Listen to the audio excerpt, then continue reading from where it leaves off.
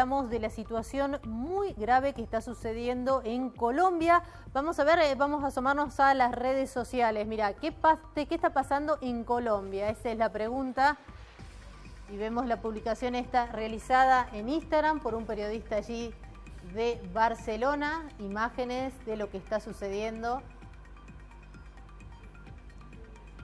Las graves protestas que llevan 7 días consecutivos en Colombia, ¿eh? 7 días consecutivos. Esta es una publicación de un medio de Barcelona, de Vermut, que ya tiene más de 3.100.000 likes, se está viralizando sobre todo en Instagram y te explica claramente lo que está pasando en Colombia.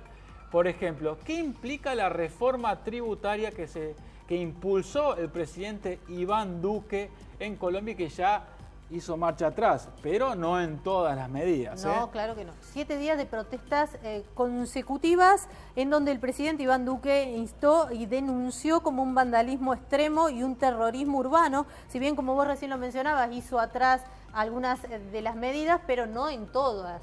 La situación social es acuciante en Colombia. El año pasado sufrieron la mayor caída de su Producto Bruto Interno de su historia, 7%. Superaron la pobreza el 40% y tienen un desempleo del 16%.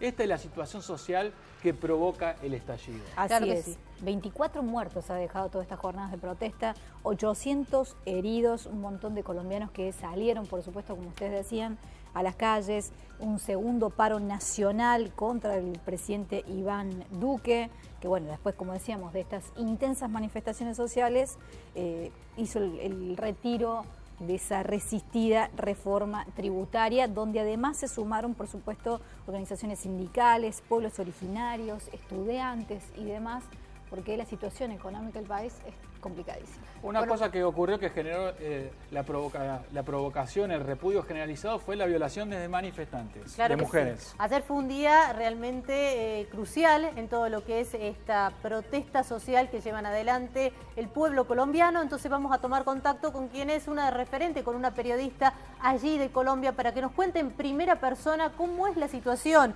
Hola Natalia Restrepo, muy buenos días para vos. Contanos cómo lo están viviendo ustedes allí a todo esto que está sucediendo en Colombia. Buenos días y gracias por ayudarnos a que el mundo sepa lo que está pasando en Colombia. Yo me encuentro en este momento desde Buenos Aires y la situación en Colombia, como describían ustedes, es crítica, de derechos humanos, de violación de derechos humanos. Es algo que incluso para lo que estamos acostumbrados, por usar una palabra terrible en Colombia, es inaudito. Así que es muy importante todos estos espacios mundiales por fuera de Colombia para que el mundo sepa qué es lo que está pasando realmente con los civiles y las fuerzas policiales en Colombia. Natalia, ¿cuál es la situación económica allí en ese país?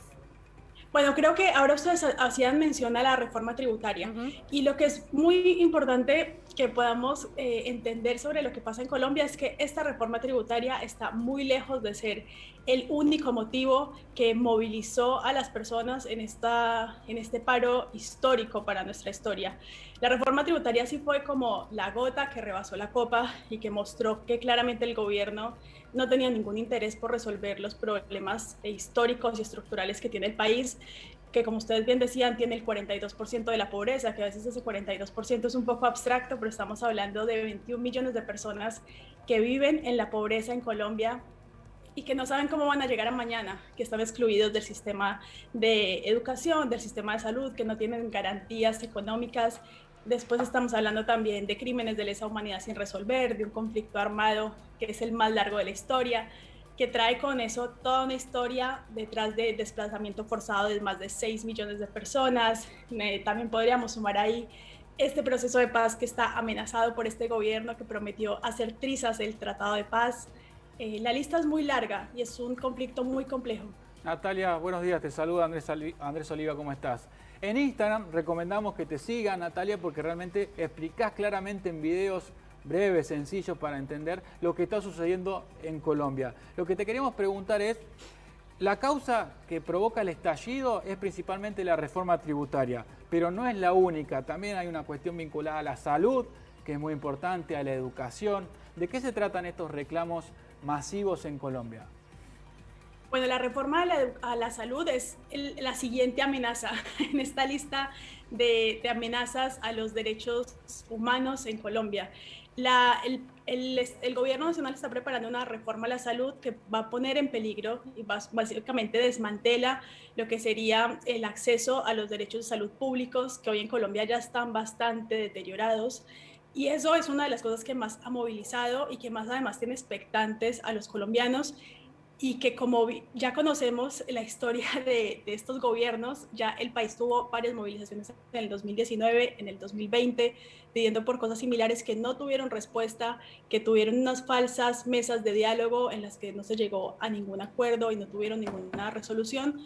Entonces esto hace que la comunidad colombiana no tenga confianza en lo que va a pasar, y que esta reforma a la salud está ahí amenazando que se va a instalar en cualquier momento. Y sobre la educación, hay algo que es muy interesante y muy triste sobre Colombia, es que la educación tiene un sistema, la educación pública, por ejemplo, universitaria, tiene un sistema muy diferente al de Argentina, en el que no está garantizado el acceso universal. Realmente es muy poca la población que puede acceder a una educación universitaria pública. Muy bajos, los niveles de acceso son muy bajos. Te doy un ejemplo personal para ejemplificarlo. Yo entré a estudiar ingeniería industrial en el 2015, en el 2005, y logré pasar después de que 4.000 personas se presentaron solamente para 60 cupos. Es decir, todas esas personas no entran ni siquiera a un CBC, que es la primera etapa que ustedes tienen acá. Es una población inmensa, excluida de un derecho básico como la educación. Entonces se va mezclando toda esta lista de injusticias y de atropellos contra la población colombiana, que realmente hace que esto que está pasando acá es muy histórico para nosotros, más allá de esta brutalidad policial, que ahora vamos a hablar de ella, pero que Colombia se haya movilizado de esta manera tan masiva y sostenida durante los últimos 7 días, es el resultado de muchas generaciones que han sufrido los atropellos de gobiernos que las han excluido literalmente de cualquier derecho y de cualquier vida social y política equitativa y justa. Bien, Natalia, Ana Ceballos te saluda. Buenos días. Bueno, podemos hacer un paralelismo con lo que ocurrió en Chile, ¿no? Hace un tiempo atrás, donde también los sectores de los estudiantes y también el poco acceso a la salud de gran parte de la población, que decías vos está excluida, salió y se manifestó y provocó lo que provocó en el país trasandino.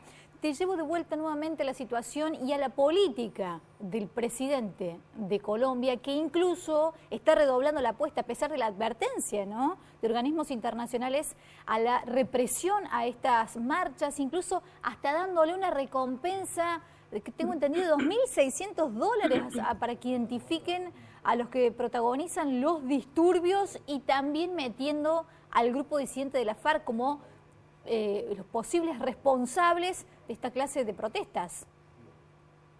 Bueno, ese tema es muy importante que se empiece a hablar dentro y fuera de Colombia. Dentro se está empezando a hablar porque justamente es parte de esta movilización, pero hablando de estos conflictos históricos y para entender esto que tú decías de culpar a las FARC de esta movilización y de los disturbios, en Colombia históricamente se ha hecho como esta dicotomía entre Estado y guerrillas, y le han atribuido históricamente la mayoría de las causas de nuestros desastres a ese conflicto entre la guerrilla y el Estado, ¿no? Que además ha hecho que la inversión estatal en defensa sea absurda y supere por números absurdos a la inversión en educación y en salud, ¿cierto?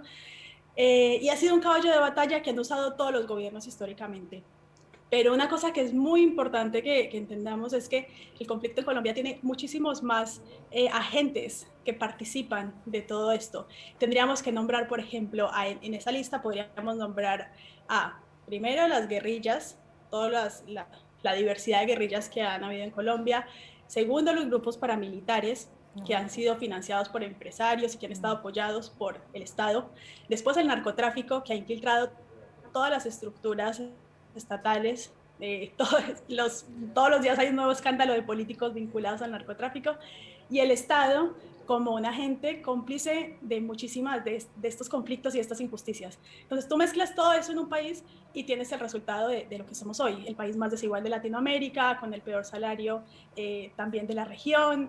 Tenemos, por ejemplo, ayer estábamos hablando justo con unos colegas periodistas sobre la situación de derechos humanos. Claro. Y Colombia es el país latinoamericano con más asesinatos de defensores de derechos humanos. Sí, claro que Esto sí. Esto fue un reporte que hizo la ONU hace un año y la respuesta del uribismo fue decir que ese reporte era errado y el ala más radical del uribismo, que es donde el movimiento al que pertenece el presidente Duque, pidió, esto es insólito, pidió expulsar la Oficina de Derechos de las Naciones Unidas de Colombia. Y desde eso, lo que tú muy bien dijiste al principio de tu mensaje, Claro. redobló el ataque a las organizaciones de derechos humanos.